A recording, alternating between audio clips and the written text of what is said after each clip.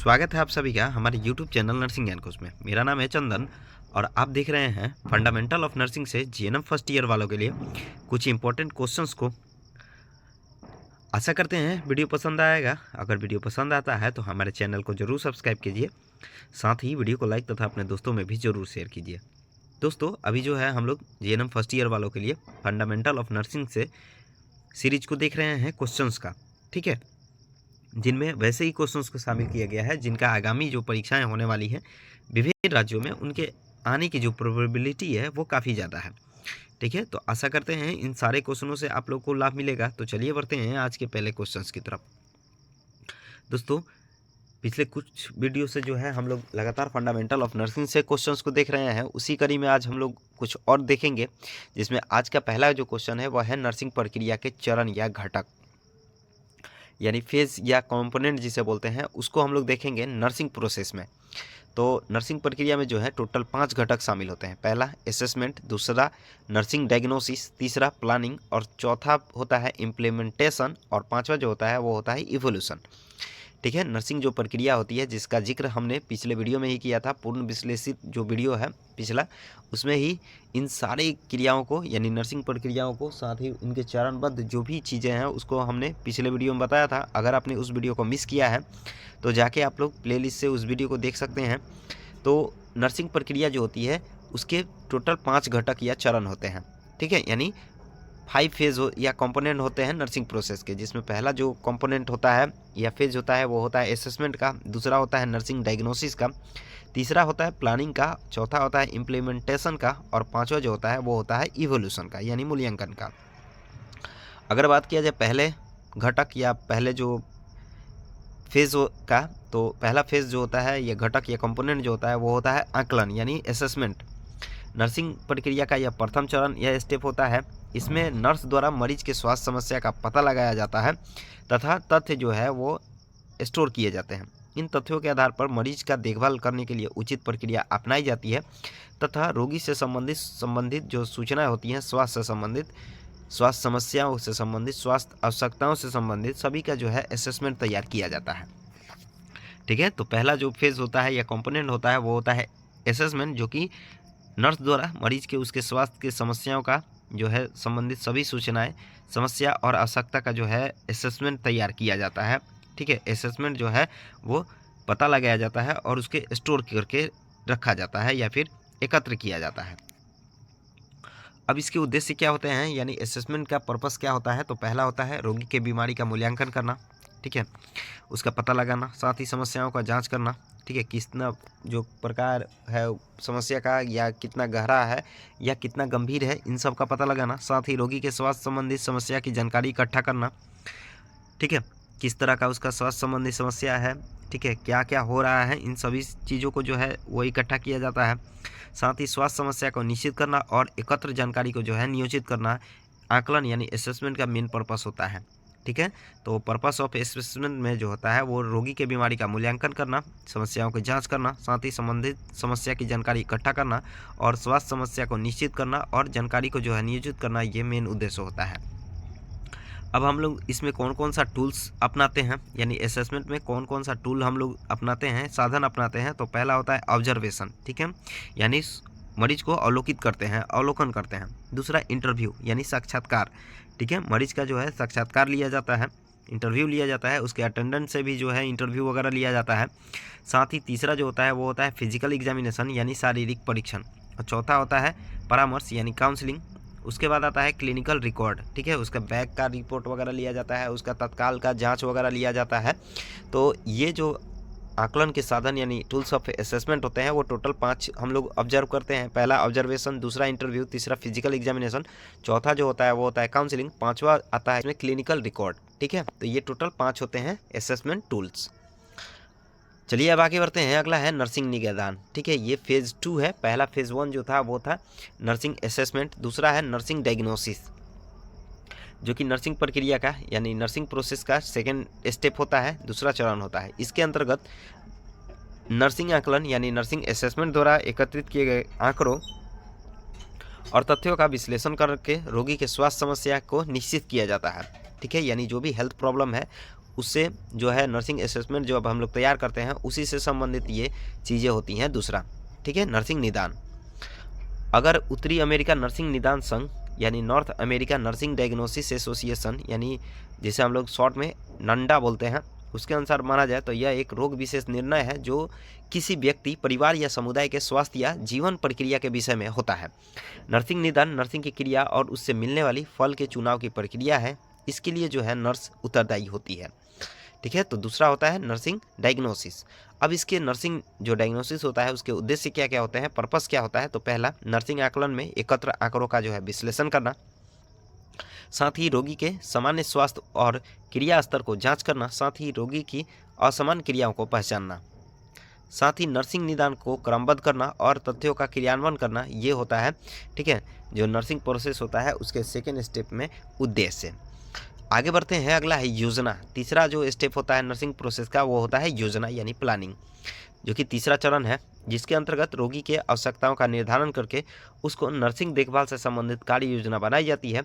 इसमें पहले रोगी की समस्याओं को प्राथमिकता तय की जाती है और बाद में उसके अनुसार लक्ष्य और उद्देश्य जो है निर्धारित किए जाते हैं। ठीक है, तो ये तीसरा चरण है जिसमें नर्सिंग से संबंधित जो देखभाल संबंधित कार्य है उसकी योजना बनाई जाती है और कौन सी समस्या कितनी गंभीर है उसके प्राथमिकता अंश के अनुसार जो है लक्ष्य और उद्देश्य का निर्धारण किया जाता है। अगर पोर्टर और पेरी के अनुसार माने, ठीक है, तो योजना जो होती है नर्सिंग व्यवहार की एक श्रेणी होती है जिसमें रोगी के केंद्रित उद्देश्यों की पूर्ति के लिए चिकित्सा उपचार विधियाँ निश्चित की जाती हैं। ठीक है, यानी मरीज को क्या उद्देश्य की पूर्ति के लिए विधि अपनाते हैं उपचार का, उसको निश्चित करने की जो प्रक्रिया होती है वही होती है योजना। ठीक है, अर्थात मरीज को स्वास्थ्य लाभ प्रदान करने के लिए नर्स मरीज की समस्याओं के आधार पर तैयार किए गए नर्सिंग निदान को प्राथमिकता के अनुसार क्रमबद्ध तरीके से रखकर उसके संबंध में योजना बनाया जाता है ताकि मरीज को आवश्यक देखभाल प्राप्त हो सके। अब नर्सिंग योजना को या नर्सिंग प्रोसेस को या प्लानिंग को, ठीक है, तैयार करने के लिए कौन कौन सी चरण इसमें होते हैं, तो पहला होता है सेटिंग प्रायोरिटीज, दूसरा होता है एक्सपेक्टेड आउटकम, तीसरा होता है नर्सिंग केयर प्लान। ये तीन जो होती हैं वो हमारी प्लानिंग को मजबूती प्रदान करती हैं। ठीक है, पहला प्राथमिकता निर्धारण, दूसरा आसान्वित परिणाम, तीसरा नर्सिंग केयर प्लान यानी सेटिंग प्रायोरिटीज, दूसरा एक्सपेक्टेड आउटकम और तीसरा जो होता है नर्सिंग केयर प्लान। ठीक है, अब योजना जो होती है, ठीक है, नर्सिंग योजना जो होती है उसके पर्पस क्या होते हैं उसको देखेंगे। तो इसका मेन पर्पस जो होता है वो रोगी की सेवा की प्रक्रिया को दिशा देना और उन सारी प्रक्रियाओं को निरंतर बनाए रखना जो रोगी के हित के लिए हो, साथ ही स्वास्थ्य की पुनर्स्थापना करना मरीज में और रोगी को स्वास्थ्य शिक्षा प्रदान करना, साथ ही रोगी की रोग के जो रोकथाम होती है उसको करना इसका मेन उद्देश्य होता है। ठीक है, तो ये हो गया जो पर्पस ऑफ प्लानिंग होता है उसके कुछ अंश। चलिए अब आगे बढ़ते हैं, अगला है क्रियान्वयन। ठीक है, यानी इम्प्लीमेंटेशन, जो कि नर्सिंग प्रोसेस का चौथा चरण होता है। इसके अंतर्गत नर्स अपने ज्ञान व अनुभव का उपयोग करते हैं, ठीक है, और नर्सिंग योजना का जो है क्रियान्वयन जो है समय समय पर करते रहते हैं। ठीक है, साथ ही समय समय पर जो भी आवश्यकता होती है मरीज की उसका भी ध्यान रखते हैं और उसी के अनुसार जो होते हैं वह अपने नर्सिंग प्लान में चेंजेस वगैरह करते रहते हैं। साथ ही इसमें नर्सिंग देखभाल की योजना भी जो होती है वो क्रियान्वित की जाती है तथा नर्सिंग कार्य और गतिविधियों का जो संचालन है उसका भी जो कार्य है वो इम्प्लीमेंटेशन के जरिए किया जाता है। अगर गॉर्डन के अनुसार माने तो नर्सिंग हस्तक्षेप एक ऐसी प्रक्रिया है जिसके आश्रय नर्स रोगी को उसकी तत्कालीन स्थिति से स्वास्थ्य की ऐसी स्थिति ले जाती है जिससे अपेक्षित परिणाम जो होते हैं प्राप्त होते हैं। आगे बढ़ते हैं, अगला है पर्पस ऑफ इम्प्लीमेंटेशन। ठीक है, यानी जो हम लोग क्रियान्वित करते हैं किसी चीज़ को उसका उद्देश्य क्या होता है नर्सिंग योजना में। तो इसका मेन उद्देश्य जो होता है वो चरणों को बनाना, साथ ही उपचार उपलब्ध कराना, प्राथमिकता निश्चित करना और नर्सिंग सेवा व उसके चरणों को क्रियान्वित करना और मरीज का जो है पुनर्निर्धारण करना, ये इसका मेन उद्देश्य होता है। आगे बढ़ते हैं, अगला है इवोल्यूशन। ठीक है, इंपॉर्टेंट है और अंतिम चरण है नर्सिंग प्रोसेस का, जिसमें नर्स द्वारा प्रदान की गई नर्सिंग क्रिया के बारे में जो है निष्कर्ष निकाला जाता है, जो अपेक्षित परिणाम रखे गए हों वो प्राप्त हो पाए हैं या नहीं, इसके मरीज की स्थिति में कितना सुधार आया है, कितना कम सुधार आया है, या फिर क्या कठिनाइयाँ आ रही हैं या क्या जो है अच्छी चीज़ें पॉजिटिव चीज़ें आ रही हैं, उसका जो है इवोल्यूशन इस प्रक्रिया में किया जाता है। अब इसके उद्देश्य क्या क्या होते हैं, तो पहला, जो भी लक्ष्य निर्धारित किया गया रहता है पहले उसका परिणाम का प्राप्ति हो रहा है या नहीं हो रहा है उसका हम लोग तुलना करते हैं। साथ ही सेवा योजना में मूल की पहचान करते हैं, यानी क्या क्या एरर आ रहे हैं, क्या क्या दिक्कतें रुकावटें वगैरह आ रही हैं, क्या प्रभाव और दुष्प्रभाव आ रहे हैं, उसका भी जो समीक्षा किया जाता है या पता लगाया जाता है। साथ ही नर्सिंग सेवा की गुणवत्ता की समीक्षा भी इसके द्वारा किया जाता है। तो ये होता है इवोल्यूशन का पर्पस। चलिए अब आगे देखते हैं बेहोशी या अचेत रोगी के देखभाल की नर्सिंग योजना। ठीक है, इम्पोर्टेंट है, ऐसे क्वेश्चन जो होते हैं वो इम्पोर्टेंट होते हैं। अभी हम लोगों ने नर्सिंग प्रोसेस को देखा, नर्सिंग केयर प्लान को देखा। अब हम लोग देखेंगे कि एक बेहोश या अचेत रोगी अगर हमारे साथ है या हमारे पास है या हमारे हॉस्पिटल में भर्ती है, तो उसको हम लोग कैसे देखभाल करेंगे या कैसे जो है नर्सिंग योजना बनाएंगे। तो इसमें सबसे बेसिक जो है वो श्वसन मार्ग और श्वसन क्रिया को बनाए रखने के लिए हम लोग नर्सिंग योजना जो है इम्प्लीमेंट करेंगे, जिसमें रोगी को सिम्स पोजीशन में प्रदान करना चाहिए, यानी सिम्स पोजीशन में रखना चाहिए। ठीक है, पोजीशन के बारे में हम लोग नेक्स्ट वीडियो में बताने वाले हैं। ठीक है, तो रोगी को सिम्स पोजीशन में बनाए रखना चाहिए अगर उसका सांस लेने में किसी भी तरह का कठिनाई हो रहा है तब। साथ ही रोगी की ग्रसनी में सिक्रीशन इकट्ठा होने से बचाने के लिए समय समय पर जो है सक्शन करना चाहिए।